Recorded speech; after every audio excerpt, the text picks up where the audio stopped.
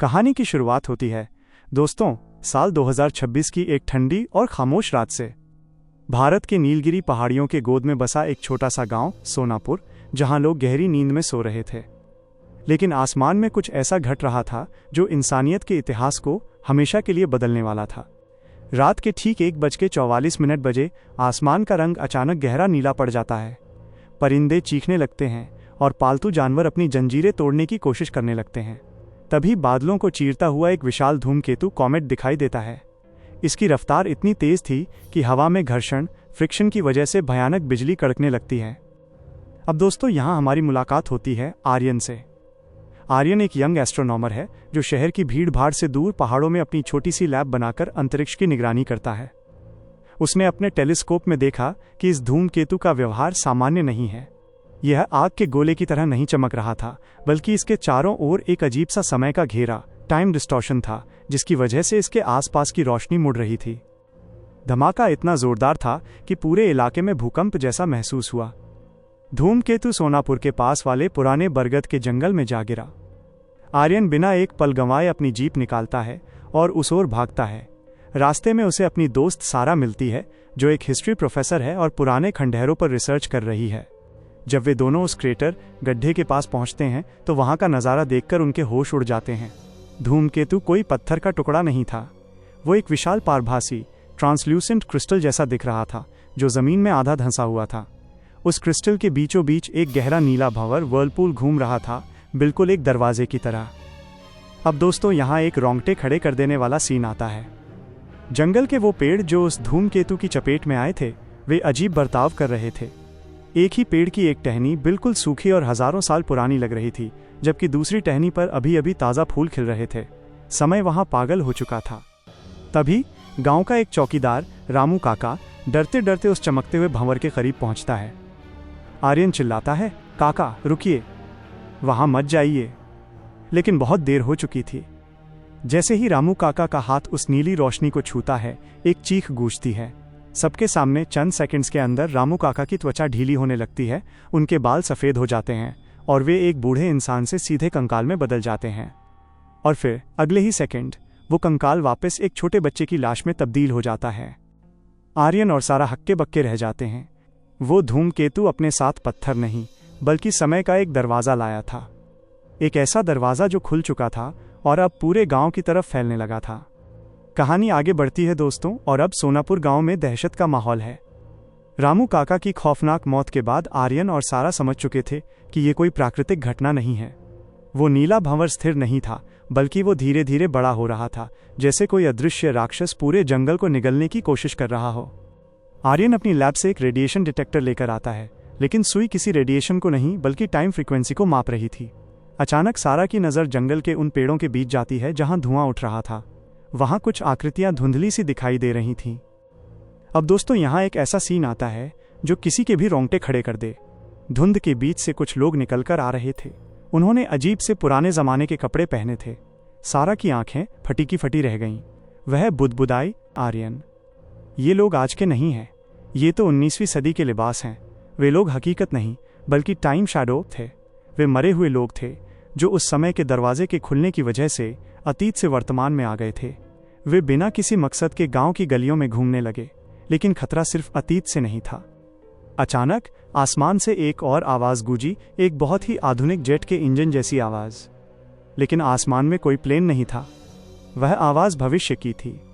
गांव के मंदिर का घंटा अपने आप बजने लगा और जो लोग वहां मौजूद थे उन्हें अपने ही भविष्य के चेहरे दिखने लगे। किसी को अपनी बुढ़ापे की तस्वीर दिख रही थी तो किसी को अपनी ही मौत का मंजर। कहानी में सस्पेंस तब और बढ़ जाता है जब आर्यन उस नीले भंवर के बिल्कुल करीब एक अजीब चीज़ देखता है। वहाँ मिट्टी के ऊपर एक आधुनिक स्मार्टफोन पड़ा था जो पूरी तरह से टूटा हुआ था। जब आर्यन ने उसे उठाया तो उस पर एक वीडियो रिकॉर्डिंग चल रही थी।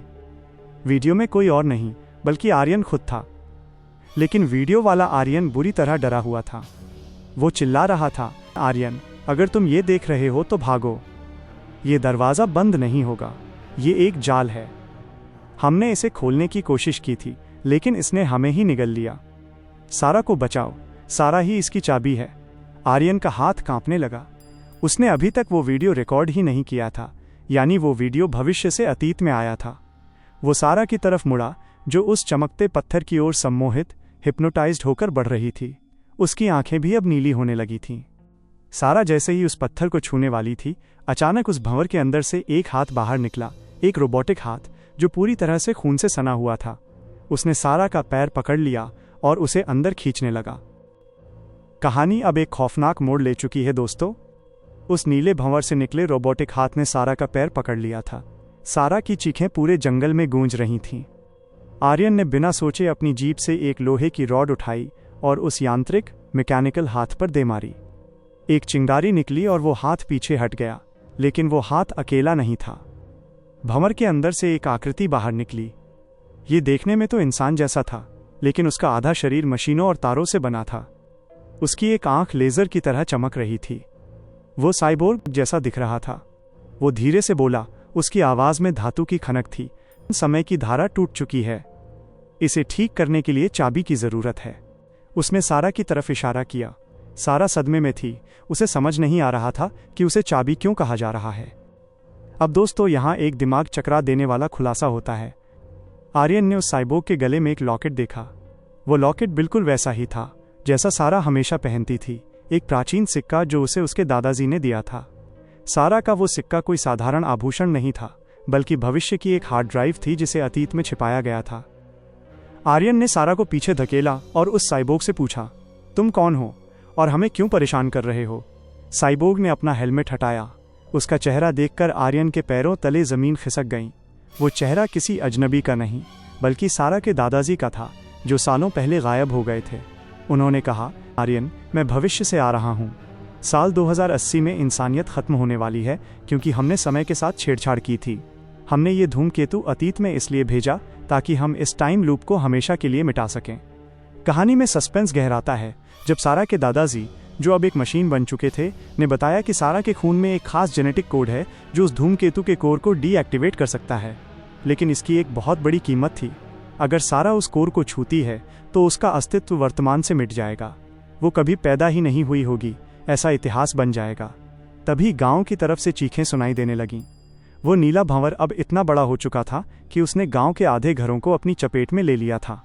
जो घर 2026 के थे वे अब खंडहरों में बदल चुके थे, और जो लोग वहां थे वे हवा में धुएं की तरह गायब हो रहे थे। समय तेजी से रीसेट हो रहा था। अचानक आसमान से काली बारिश होने लगी। ये पानी नहीं था, ये क्रोनो लिक्विड था, समय का तेजाब। जिस चीज पर यह गिरता वो चीज या तो हजारों साल पुरानी होकर राख हो जाती या फिर बीज बनकर मिट्टी में मिल जाती। आर्यन को एहसास हुआ कि उनके पास अब सिर्फ 30 मिनट बचे हैं। या तो वो अपनी मोहब्बत सारा को बचाए या फिर पूरी दुनिया के अस्तित्व को। कहानी अब उस मोड़ पर है दोस्तों, जहां हर कदम मौत और वजूद के मिटने के बीच है। सारा के दादाजी, जो अब एक डरावने साइबोर्ग बन चुके थे, सारा को उस नीले भंवर की ओर ले जाने की कोशिश कर रहे थे। चारों तरफ क्रोनो लिक्विड की काली बारिश हो रही थी। जिस पेड़ पर वो बूंद गिरती वो पल भर में कोयला बन जाता। आर्यन ने सारा का हाथ मजबूती से पकड़ा हुआ था। रुको, आर्यन चिल्लाया। अगर सारा ही चाबी है तो आप इसे भविष्य में क्यों नहीं ले गए? इसे यहां इस समय में लाकर पूरे गांव को खतरे में क्यों डाला? साइबोर्ग की लाल आंख चमकी। उसकी आवाज में एक अजीब सा शोर था, क्योंकि भविष्य में हम हार चुके हैं आर्यन। वहां समय का कोई वजूद नहीं बचा। हमें एक ऐसी टाइमलाइन की जरूरत थी जो अभी तक शुद्ध, प्योर हो। 2026 ही वो साल है जहां से सब कुछ बदला जा सकता है। अब दोस्तों, यहां एक दिमाग हिला देने वाला मोड़ आता है। आर्यन को अपनी जेब में रखे उस टूटे हुए स्मार्टफोन की याद आई। उसने फिर से उस वीडियो को प्ले किया। इस बार वीडियो थोड़ा और आगे बढ़ा। भविष्य के आर्यन का चेहरा स्क्रीन पर था। वो लहूलुहान था और उसके पीछे वही साइबोर्ग खड़ा था। वीडियो वाला आर्यन चिल्ला रहा था, आर्यन, यह मेरे दादाजी नहीं हैं। यह एक एआई, आर्टिफिशियल इंटेलिजेंस है जिसने दादाजी का शरीर और यादें चुरा ली हैं। ये समय को ठीक करने नहीं, बल्कि इसे फ्रीज करने आया है ताकि मशीनें हमेशा के लिए राज कर सकें। सारा को उस पत्थर के पास मत जाने देना। आर्यन के होश उड़ गए। उसने तुरंत सारा को अपनी ओर खींचा और उस साइबोर्ग पर अपनी जीप में रखा इलेक्ट्रिक शॉटगन तान दिया। तुम झूठ बोल रहे हो। तुम सारा के दादाजी नहीं हो। तुम सिर्फ एक मशीन हो। साइबोर्ग का चेहरा अचानक विकृत, डिस्टॉर्ट होने लगा। उसकी इंसानी खाल फटने लगी और नीचे से चमकता हुआ काला लोहा दिखने लगा। वो हंसा, एक ऐसी हंसी जिससे रूह कांप जाए। पकड़ा गया। लेकिन अब बहुत देर हो चुकी है। तभी उस नीले भंवर से हजारों की संख्या में छोटी छोटी धातु की मक्खियां, ड्रोन्स बाहर निकलने लगीं। वे गांव की ओर बढ़ने लगीं।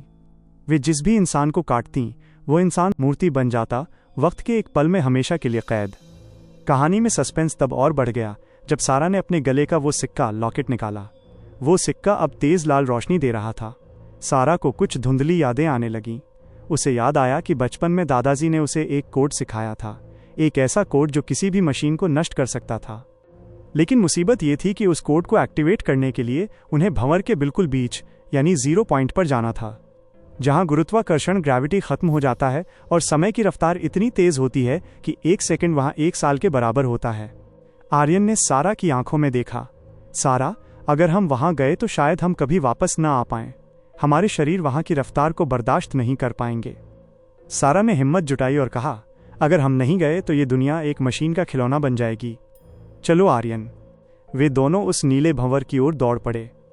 पीछे से वो साइबोर्ग बिजली की रफ्तार से उनका पीछा कर रहा था। जैसे ही उन्होंने भंवर की सीमा को पार किया, उन्हें महसूस हुआ कि उनके पैर जमीन से ऊपर उठ रहे हैं। हवा में तैरते हुए वे उस विशाल चमकते काल पाषाण की ओर बढ़ रहे थे। कहानी अब अपने सबसे खतरनाक मोड़ पर है दोस्तों। आर्यन और सारा उस नीले भंवर के बीचों बीच यानी 0 पॉइंट पर पहुंच चुके हैं। यहां ना हवा है न जमीन। वे दोनों शून्य में तैर रहे हैं। उनके सामने वो विशाल काला पत्थर धूमकेतु का कोर है, जो किसी दिल की तरह धड़क रहा है।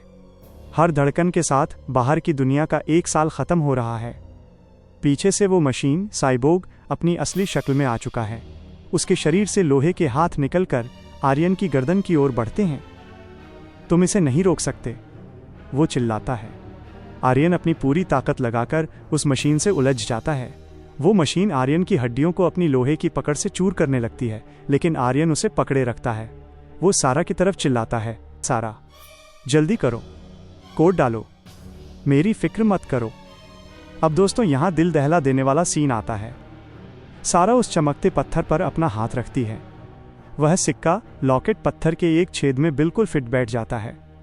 सारा अपना वो कोड बोलती है जो उसके दादाजी ने सिखाया था। अचानक पत्थर से एक सफ़ेद रोशनी निकलती है। वो रोशनी उस साइबोर्ग को अंदर खींचने लगती है। मशीन चीखती है और धुएं में बदल जाती है, लेकिन वो रोशनी अब धीरे धीरे पूरे भंवर को अपने अंदर समेट रही है। पत्थर के ऊपर एक छोटा सा डिस्प्ले चमकता है। उस पर लिखा था, रीसेट करने के लिए एक वर्तमान जीवन की आहुति दें। सारा समझ जाती है, इस दरवाजे को हमेशा के लिए बंद करने का मतलब है कि किसी एक को उस पत्थर के साथ ही नष्ट होना होगा। वो आर्यन की तरफ देखती है। आर्यन लहूलुहान था, लेकिन उसकी आंखों में सारा के लिए प्यार था। आर्यन मुस्कुराता है और सारा को जोर से बाहर की तरफ धक्का देता है। वो खुद उस पत्थर को पकड़ लेता है। नहीं आर्यन, सारा चिल्लाती है, लेकिन वो अब भंवर के बाहर की तरफ फेंक रही थी। धमाका होता है। एक ऐसा प्रकाश फैलता है जिसे मील दूर से देखा जा सकता था। अगले ही पल सब कुछ शांत है। सोनापुर गांव की सुबह हो चुकी है। चिड़ियां चहचहा रही हैं। लोग अपने घरों से बाहर निकल रहे हैं। उन्हें कुछ याद नहीं कि रात को क्या हुआ था। कोई धूमकेतु नहीं, कोई भंवर नहीं। सारा जंगल के उस गड्ढे के पास खड़ी है। वहां अब सिर्फ घास उगी हुई है। उसके हाथ में वही पुराना सिक्का है जो अब बिल्कुल काला पड़ चुका है। वो रो रही है क्योंकि पूरे गांव में किसी को आर्यन नाम का कोई लड़का याद नहीं है।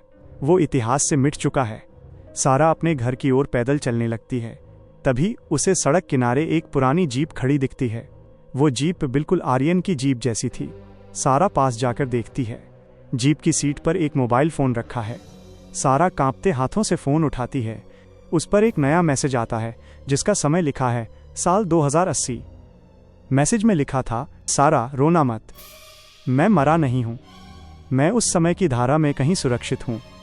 बस इंतज़ार करना, मैं वापस आऊँगा। किसी और सदी में, किसी और रूप में। सारा आसमान की तरफ देखती है। दूर बादलों के बीच उसे एक नीली चमक दिखाई देती है और वो मुस्कुरा देती है। तो दोस्तों, क्या आर्यन वाकई 2080 में पहुंच गया है, या फिर वो समय के किसी ऐसे जाल में है जहां से निकलना नामुमकिन है? क्या सारा उसे ढूंढ पाएगी? अगर आप इस कहानी का सीक्वल पार्ट 2 चाहते हैं तो कमेंट्स में रिटर्न ज़रूर लिखें। ऐसी ही दिमाग हिला देने वाली कहानियों के लिए क्लाइमैक्स टेल्स को सब्सक्राइब करें और बेल आइकन दबाएं। अलविदा, तब तक के लिए जब तक समय फिर से ना मिल जाए।